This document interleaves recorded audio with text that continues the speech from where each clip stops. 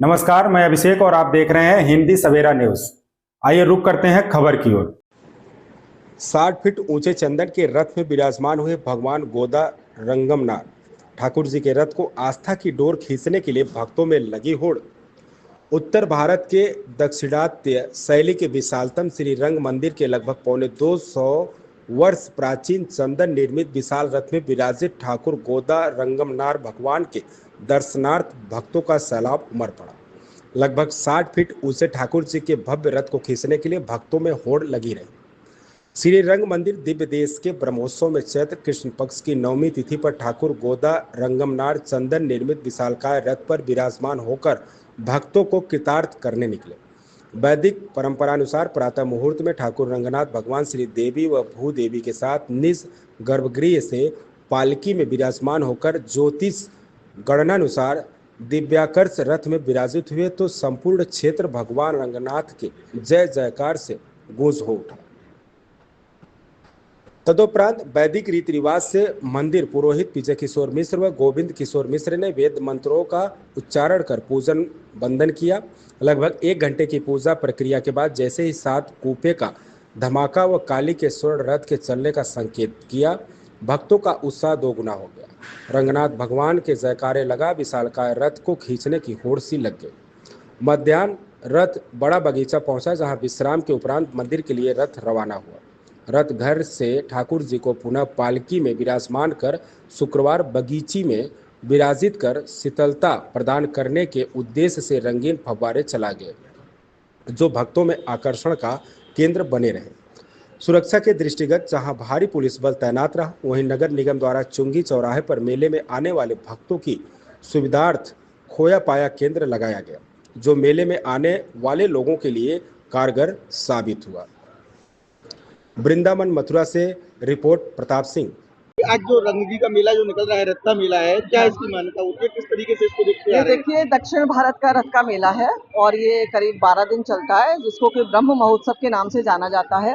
रंगजी मंदिर परिसर में जितने भी स्वर्ण चांदी के आप वो हैं सवारियां हैं, उन पर रोज गोदा रंगमनार भगवान निकलते हैं और मंदिर से शुरू होती है यात्रा और रंगजी के बगीचे में आती है। वहाँ थोड़ी देर विश्राम करने के उपरांत फिर वापस रंगजी मंदिर में जाती है और ये अपनी संस्कृति, अपनी परंपराओं को संरक्षित कर रही है।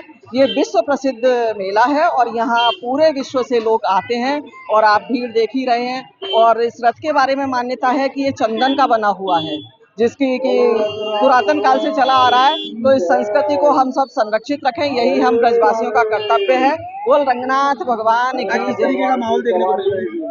यहाँ बहुत ही अच्छा माहौल देखने को मिल रहा है, बहुत सहिष्णुता है।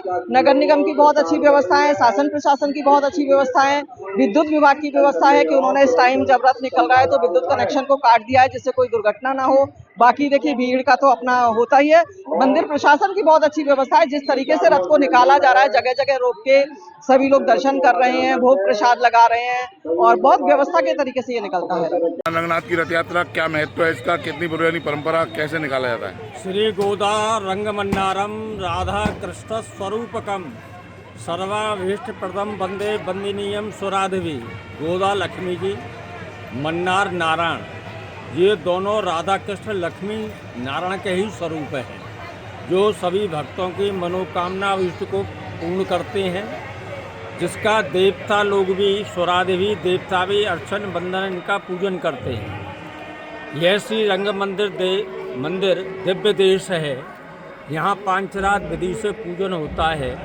यहाँ के जो प्रधान उत्सव हैं उसमें वैकुंठ उत्सव है, धनुर्मास उत्सव है, झूला उत्सव है, बसंत उत्सव है।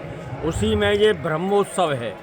ब्रह्मोत्सव जो है ब्रह्मा जी ने मनाया है और आज 7वें दिवस में भगवान रथ पर विराज होकर के सवारी निकल रही है। यहाँ पर प्रातःकाल सुबह 5 बजे भगवान गाजे बाजे के साथ दाक्षिण पद्धति के जो वाद्य यंत्र हैं उनको बजाते हुए, मूल पाठ करते हुए, सभी वेदों के पाठ करते हुए भगवान यहाँ विराज आए और आने के बाद में 7:25 पर उनका पूजन करके रथ में विराजमान हुए। उसके पश्चात पंचांग पूजन हुआ, स्वस्ति वाचन, मंगलाचरण, संकल्प इत्यादि के पश्चात में विश्वक्सेन जी का पूजन हुआ, कलश स्थापन हुआ, पुण्यावचन हुआ, समस्त देवता सौ नवग्रह इत्यादि, ब्रह्मा पंचोंकार 10 दिक्पाल इत्यादि सबका पूजन होकर लक्ष्मी नृसिंह सुदर्शन जानकी वल्लभ हनुमान जी के सहित में भगवान श्री गोदारंग मन्नार भगवान का पूजन हुआ।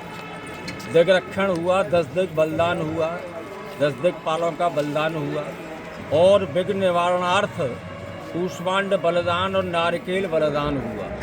उसके पश्चात में भगवान की आरती पुष्पांजलि प्रदक्षिणा इत्यादि करके उसके पश्चात में रथ की यात्रा सुबह 7:15 बजे प्रारंभ हो गई।